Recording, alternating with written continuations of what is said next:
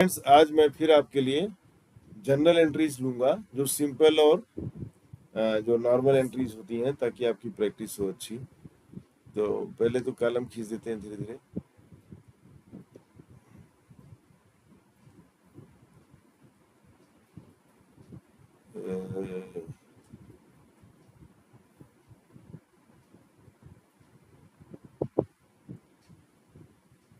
ये लीजिए, ये देखिए आपके इट इज डेट।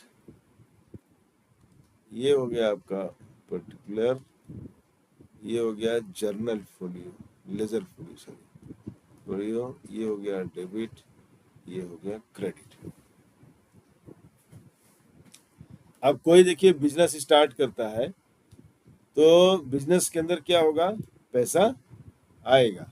ठीक है जी। तो मान लीजिए कोई आदमी बिजनेस स्टार्ट कर रहा है, तो वो बैंक के अंदर पैसे जमा कर दिए उसने, मान लो 5 लाख, 5 लाख, और ये हो जाएगा उसका कैपिटल अकाउंट। ये हो गया देखिए जी 5 लाख। आप देखिए इसी से वो मशीनरी परचेज करता है। मान लीजिए क्या एंट्री आएगी, जनरल एंट्री में बहुत ज़्यादा वेरिएशन नहीं है तो रिपीट एंट्री होती है। तो मान लो उसने इसमें से 1 लाख का मशीन खरीदा, तो machinery account debit to, cheque payment कर दिया, बैंक अकाउंट क्रेडिट। जो क्वेश्चन में लिखा रहा है आप वही करना। अगर कह रहा है कैश तो कैश की एंट्री करना, अगर कह रहा है बैंक तो बैंक की एंट्री करना। अब आजकल तो ऑनलाइन ट्रांजेक्शन ज़्यादा हो रहे हैं, तो मैं डेट न डाल करके नंबरिंग कर देता हूँ। ठीक है जी। उसके बाद उसने क्या खरीदा, फर्नीचर खरीदा, फर्नीचर अकाउंट। अब देखो फर्नीचर अकाउंट कैश ना खरीद करके 1 लाख का फर्नीचर लिया उसने, तो ये क्या कर रहा है, उधार में ले रहा है टू राज एंड सन्स। तो आप देखिए यहाँ पैसा नहीं जा रहा है, यहाँ आप क्या कर रहे हैं, उधार ले रहे हैं। तो उस पार्टी का नाम आ जाएगा जिससे आप उधार ले रहे हो। अगर कैश पेमेंट होता तो फर्नीचर टू कैश हो जाता है, या चेक से दिया तो फर्नीचर टू बैंक हो जाता है। लेकिन यहाँ पर क्या दे रहा है, कोई पैसा नहीं दे रहा है, ये उधार में ले रहा है, क्रेडिट परचेज ऑफ फर्नीचर। तो ये क्या हो जाएगा आपका, राज एंड सन्स या कोई भी नाम हो, राइट। इसी तरह से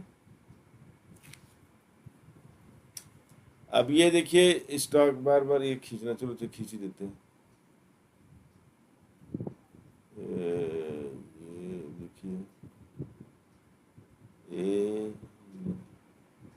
ये हो गया, चलो ठीक ठीक आ गई। पेन टैब है तो उतना हाथ उस तरह से नहीं चलता है। ये हो गया आपका जर्नल फोलियो, ये हो गया डेबिट, ये हो गया क्रेडिट, ये हो गया आपका पर्टिकुलर। ये अगर डेट दिए गए हैं तो आप डेट लिख सकते हैं। डेट लिखने के लिए आप देखो यहाँ पर हम करते हैं, चलो परचेज किया, ठीक है, ही मेड परचेजेज। तो परचेजेज का सीधा मतलब होता है परचेज ऑफ स्टॉक, वो स्टॉक जो आप बेचने और खरीदने का काम करते हैं। जो स्टॉक खरीदा गया है सिर्फ बेचने के लिए, उसको लिए वर्ड यूज होता है परचेजेज। अगर कोई फर्म फर्नीचर परचेज करती है, मशीनरी परचेज करती है, तो उसको लिखा जाएगा परचेज मशीनरी अकाउंट या furniture account, not the purchase account. Purchase account का सिंपल मतलब है स्टॉक इन ट्रेड या रॉ मटेरियल, दोनों के लिए। अब मान लीजिए इसने परचेज किया 1,50,000 का, राइट। और कैश चाहे बैंक में कर दे रहा हूँ, चलो, तो इसने 50,000 पेमेंट करा, और बाकी इसने क्या करा, उधार लिया मोहन एंड कंपनी से। कितना 1 लाख। देखिए आपकी एक कंपाउंड एंट्री हो गई, दिस कॉल्ड कंपाउंड एंट्री के 1.5 लाख का 1,50,000 की परचेजिंग की, पेमेंट किया 50,000 and balance is credit, 1 lakh का उधार चढ़ गया है, क्रेडिटर बन गया एक आदमी। ठीक है जी। तो इस तरह से उसने परचेज करा। उसके बाद आते हैं वो सेल कर रहा है। अब थोड़ा सा हम लेंगे, कंपाउंड एंट्री भी कर दे रहे हैं, आप लोग समझ में आ जाए। मान लीजिए उसने सेल किया 2,50,000 का, और उसमें 1 लाख उसको कैश मिल रहा है, 1,50,000 उसका उधार है। तो देखो यहाँ पर क्या होगा, बैंक अकाउंट डेबिट। तो अगर 2,50,000 मैंने कहा ना, 1 लाख वो इमीडिएट पेमेंट ले रहा है, कैश पेमेंट ले रहा है। ये 1 थोड़ा सा गड़बड़ हो गया था। और देखो अब वो उधार बेच रहा है। जिनको हम उधार बेचते हैं, जिनको हम क्रेडिट सेल करते हैं, उन्हें कहते हैं डेटर, DEBTOR, डेटर्स। जिनसे उधार लेते हैं दे आर आवर क्रेडिटर्स, और जिनको हम उधार बेचते हैं, सेल करते हैं, दे आर आवर डेटर्स। तो यहाँ पर डेटर्स का काउंट आ जाएगा। मान लीजिए रोहन एंड कंपनी है, तो अकाउंट डेबिट कर दीजिए 1 लाख और 1,50,000। ठीक है। यहाँ लिखोगे टू सेल्स, कितना, 2,50,000। देखो 2,50,000 की सेल हुई, इसमें 1 लाख कैश सेल है और 1,50,000 क्रेडिट सेल है, उधार में बेचा। तो उधार में बेचने का मतलब है वो आपका डेटर हो जाएगा। तो डेटर्स कितने के हो गए, 1,50,000 के।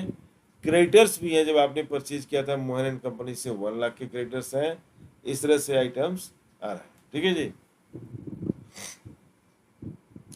अब आप आओ, सैलरी पे करते हैं एम्प्लॉइज को। चलो पहले वेजेस पे करते हैं। अभी कंपाउंड एंट्री भी आप कर सकते हैं। वेजेस मान लीजिए आपने दिया 15,000 और सैलरी आपने पे किया, तो आप ऐसे भी लिख सकते हैं कंपाउंड एंट्री। सब में पैसा जा रहा है, सब में पैसा जा रहा है, कॉमन पॉइंट हो गया। तो मान लीजिए आपने वेजेस पे किए 15,000 और 25,000 आपने सैलरी पे करी, और आपने ऑफिस का रेंट भी दिया। चलो वो भी ले लेते हैं। देखो तीनों में क्या है कि कैश जा रहा है। ठीक है जी, कैश पेमेंट हो रहा है। तो आप इसका तीनों को कंबाइन एंट्री कर सकते हैं टू कैश अकाउंट। क्योंकि सैलरी वेजेज लेबर होते हैं तो उनको चेक नहीं दे सकते, चांसेस कम ही रहते हैं, तो इसलिए सबको हमने कैश कर दिया है। तो 15 एंड 25 हो जाएगा, 40 for 10, 50,000। तो ये आपका हो जाएगा, देखिए क्या है, 50,000। इस तरह से आप देखेंगे कि वेजेस का है पेमेंट, सैलरी का पेमेंट है, रेंट का पेमेंट है, और ये कंपाउंड एंट्रीज हैं। क्योंकि आपका ये हमने कर दिया ऐसा कि सब में कैश कॉमन है। When the cash is common, तो क्रेडिट एक ही कर दिया कंबाइंड, और बाकी इंडिविजुअल जो क्या कहते हैं अकाउंट्स हैं उनको हमने लिख दिया, wage account, salary account, rent account, ये सब हमने लिख दिया। ठीक है जी। आते हैं, देखते हैं अगले पेज पर। सिंपल एंट्रीज है ताकि प्रैक्टिस कर लो आप लोग। ये लो खींचो।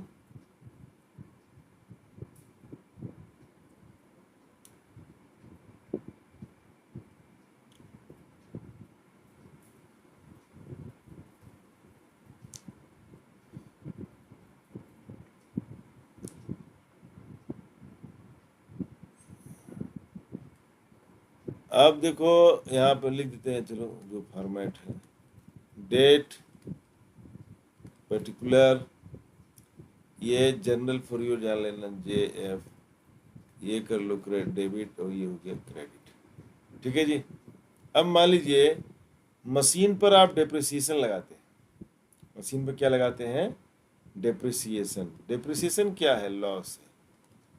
आपकी मशीन की वैल्यू वेयर एंड टेयर से यूज करते करते या नई टेक्नोलॉजी आ गई तो उसकी वैल्यू कम हो जाती है, उसकी मेंटेनेंस कास्ट बढ़ जाते हैं। तो depreciation at the rate of 10%। तो 1 लाख की मशीन है तो उसका डेप्रिसिएशन कितना हो जाएगा? 10,000। डेप्रिसिएशन अकाउंट डेबिटेड टू, अब देखो यहाँ मशीनरी अकाउंट क्रेडिट होगी।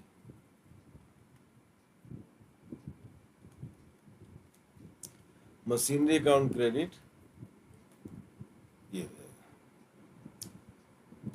Being the depreciation charge at the rate of 10%। मैं नरेशन चलो लिख दे रहा हूँ यहाँ पर, आपको भी ऐसे लिखना है। Being the depreciation charged at the rate of 10%, ऐसे आपको नरेशन लिखना होता है। ये डेप्रिसिएशन आप मशीनरी पे लगेगा, फर्नीचर भी लगता है, बिल्डिंग पर भी लगता है। इस तरह से डेप्रिसिएशन चार्ज करते हैं। अब देखो फर्म में कभी कभी लॉस बाई थेफ्ट हो जाता है, चोरी हो गई मान लीजिए, या फायर हो गया, आग लग गई कहीं पर, डैमेज हो गया, टूट फूट गया, तो लॉस बाई थेफ्ट भी होता है, लॉस बाई फायर होता है, लॉस बाई डैमेज होता है। तो मान लीजिए लॉस बाई फायर हो गया तो क्या एंट्री आएगी? Loss by fire account debit मान लो 10,000 का। टू परचेज अकाउंट क्रेडिट क्या करेंगे? टू परचेजेज अकाउंट, क्योंकि आपका स्टॉक फिर रिड्यूस हो गया। लॉस बाई फायर का मतलब होता है स्टॉक रिड्यूस्ड। तो लॉस बाई फायर का ट्रीटमेंट वही है, loss by fire purchase account credit. Loss by theft चलो हम कर ही देते हैं, loss by theft, theft account चोरी हो गई, मान लो 5,000 का। अब देखो यहाँ भी हम कंपाउंड एंट्री कर सकते हैं, क्योंकि एक हमने कर दिया था नॉर्मल, तो पहले इसलिए यहाँ देखो सब में परचेज अकाउंट ही क्रेडिट होगा। Loss by fire to purchase account, loss by theft to purchase account. अब देखो अगर चैरिटी में आप दे रहे हैं कोई सामान, अब अपनी मान लो वो है स्वीट शॉप है, मिठाई की दुकान है, आपने 5 किलो लड्डू वहाँ पे भेज दिया कहीं पर मंदिर वंदिर में, या कहीं भी चैरिटी पुअर चिल्ड्रन के लिए भेज दिया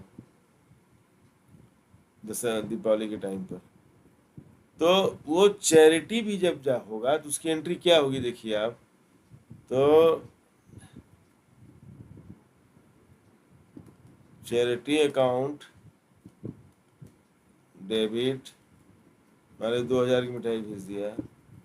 टू परचेज अकाउंट, अगर स्टॉक भेज, पैसा नहीं, अगर कह रहा है आपने स्टॉक भेजा है तो क्या हो जाएगा? टू परचेज अकाउंट, क्योंकि आपका स्टॉक माइनस हो रहा है।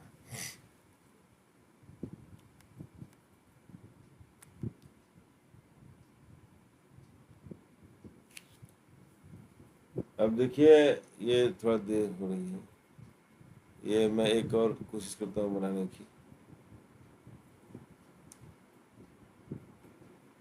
ये है, ये लाइन हो गया, चलो ठीक ठीक आ गया, कोई बात नहीं। अब देखो यहाँ पे डेट पर्टिकुलर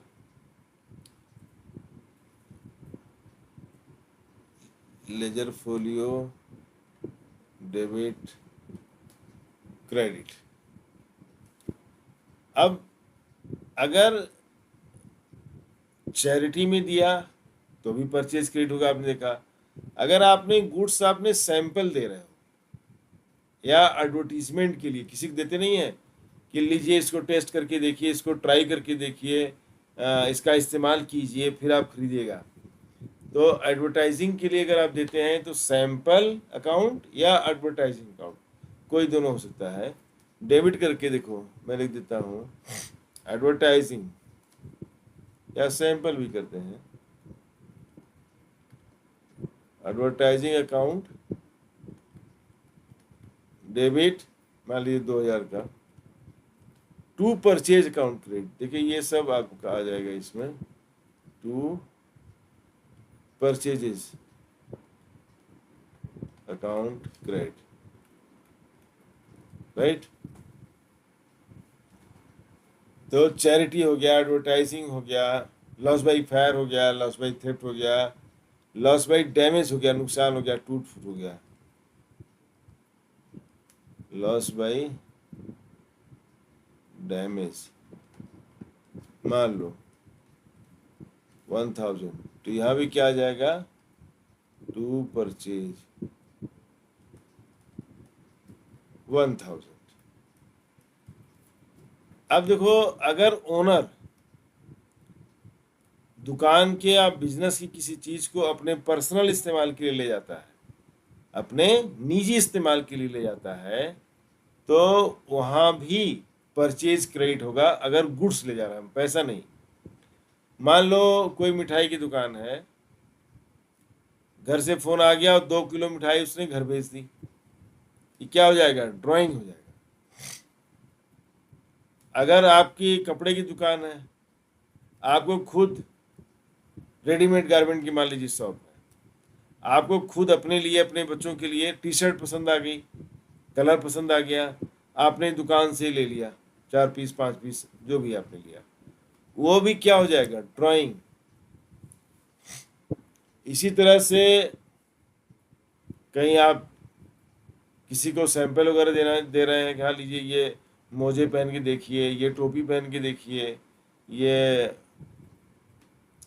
कपड़े पजामा पहन के देखिए, अगर आप ऐसा करना चाहें तो भी स्टॉक ही क्रेडिट होगा।